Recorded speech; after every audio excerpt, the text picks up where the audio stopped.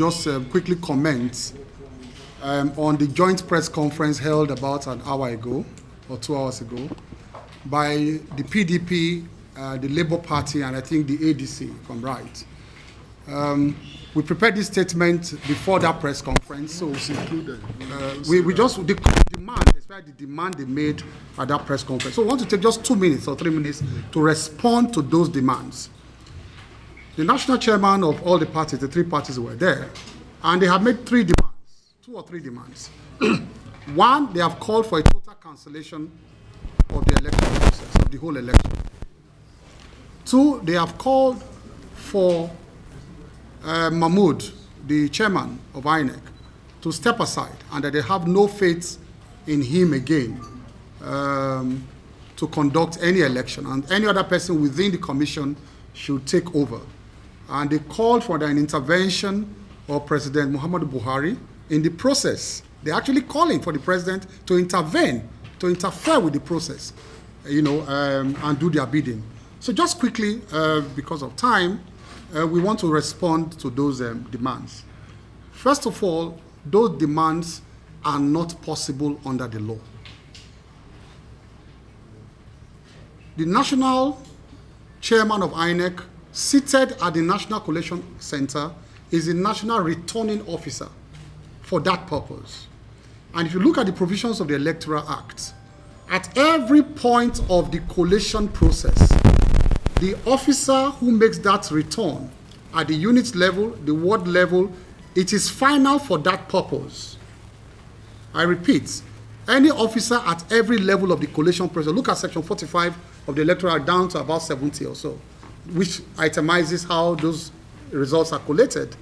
So once a unit officer makes a return, for instance, under the old Electoral Act, when there's a complaint at a unit level, the unit officer, can take all his complaint to the ward level and then make his complaint. And then at a higher level, they will review what has happened and make a decision at the higher level, at the ward level or the local government level. But under the new Electoral Act, and I think my elder brother at the bar, Chief Olanikbeku, made that point 1 month before the election, that it is a dangerous provision of the law. That now the returning officer is final for that purpose. So just quickly, the unit officers who made the return and appended their signature on forms E8 is to the ward officers, that's final, local government officers final, state returning officers final, the RECs.